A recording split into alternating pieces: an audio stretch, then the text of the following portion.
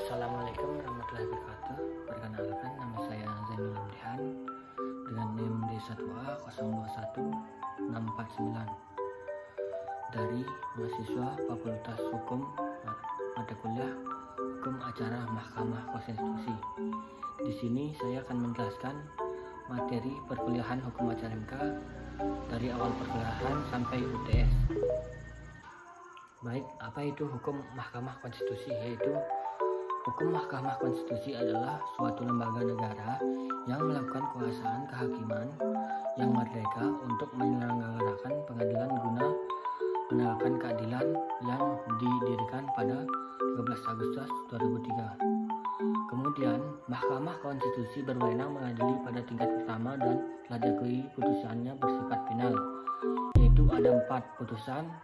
Yang pertama, menguji undang-undang terhadap Undang-Undang Dasar 1945. Dan yang kedua, memutuskan sengketa kewenangan antar lembaga negara yang kewajibannya diberi oleh UUD 1945. Dan yang ketiga, memutuskan perselisihan tentang hasil pemilihan umum. MK memiliki kewajiban Mahkamah Konstitusi yaitu atau Hukum Acara Konstitusi memiliki putusan atas pendapat DPR bagi Presiden dan Wakil Presiden yang diduga melakukan pelanggaran.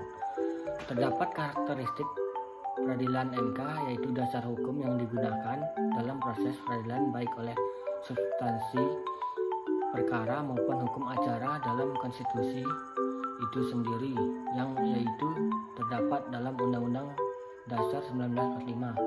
Terdapat 2 sumber hukum yaitu sumber formil dan sumber material. Dalam MK terdapat proses yang disebut dengan judicial review yaitu di mana proses pengujiannya peraturan undang-undangan yang lebih rendah terhadap peraturan undang-undangan lebih tinggi yang dilakukan oleh lembaga peradilan. Selanjutnya, sumber-sumber hukum acara MK dan kekhususan hukum acara MK. Menurut Zeverbergen sering digunakan dalam beberapa arti yaitu sebagai asas hukum, sebagai sesuatu yang merupakan permulaan hukum, misalnya kehendak Tuhan, akal manusia, jiwa bangsa, dan sebagainya. Menunjukkan hukum terdahulu yang memberi bahan-bahan kepada hukum yang berlaku, yaitu hukum Prancis, hukum Romawi sebagai sumber berlakunya yang memberi kekuatan berlaku secara formal kepada peraturan hukum.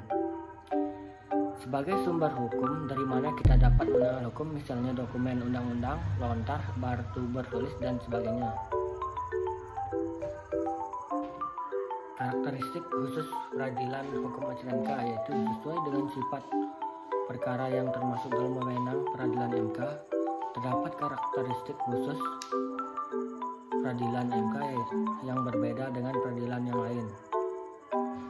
Karakteristik utama yaitu dasar hukum yang digunakan dalam proses peradilan baik terkait dengan substansi perkara maupun hukum acara adalah konstitusi itu sendiri yaitu Undang-Undang Dasar 1945 walaupun terdapat berbagai ketentuan undang-undang dan PMK sebagai dasar memeriksa, mengadili, dan memutus perkara. Namun, ketentuan tersebut digunakan sepanjang dinilai tidak bertentangan dengan Undang-Undang Dasar 1945. Hal ini tidak terlepas dari sifat wewenang MK yang pada hakikatnya adalah mengadili perkara-perkara konstitusional.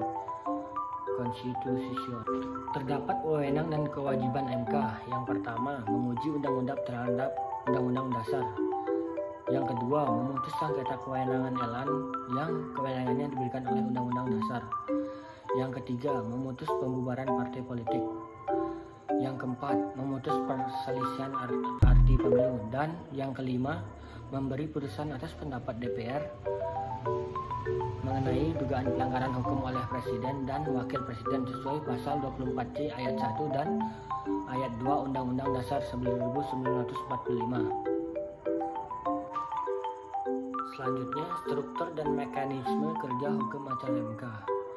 Sidang pleno MK harus dengan 9 hakim hukum acara MK dalam keadaan luar biasa dengan 7 hakim konstitusi.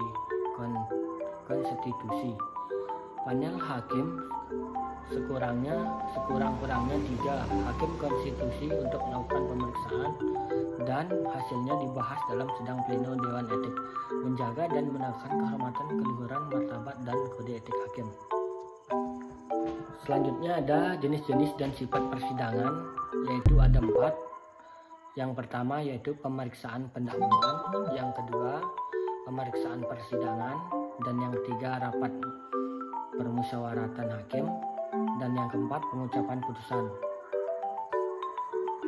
Hukum acara MK adalah hukum formil yang berfungsi untuk menegakkan hukum. Materialnya yaitu menjadi bagian dari hukum konstitusi yang menjadi wewenang Mahkamah Konstitusi. Jenis-jenis putusan hukum acara MK yaitu putusan yang dikabulkan, yang kedua kanukkan sebagian, dan yang ketiga ditolak dan tidak dapat diterima. Sifat hukum MK bersifat final. Keputusan yang ditetapkan oleh Mahkamah Konstitusi atau MK dan mengikat karena MK merupakan lembaga yang mampu memberikan keputusan yang memiliki kekuatan tertinggi di Indonesia, sehingga hakim yang duduk di MK dapat memberikan keputusan yang bersifat final dan singkat. Selanjutnya ada pengujian undang-undang formil. Yang pertama yaitu pengujian formil. Pemahaman pengujian formil yaitu merupakan pengujian atas suatu produk hukum, bukan dari segi materinya. Mengemukakan bahwa uji formal berkenan dengan prosedurnya yang dianggap melanggar atau salah, kesalahan prosedur atau mekanismenya, misalnya pembuatan tidak menurut tingkat-tingkat pembahasan atau tidak quorum. Pemahaman terhadap konsepsi pengujian formil itu bersifat sangat kompleks. Secara umum, kriterianya dapat dipakai untuk menilai suatu objek pengujian undang-undang terhadap undang-undang dasar. Dari segi formilnya adalah sejauh mana peraturan di atas diserahkan dalam bentuk yang selanjutnya. Jadi hanya ini yang dapat saya sampaikan, kurang lebihnya mohon maaf. Sekian, assalamualaikum warahmatullahi wabarakatuh.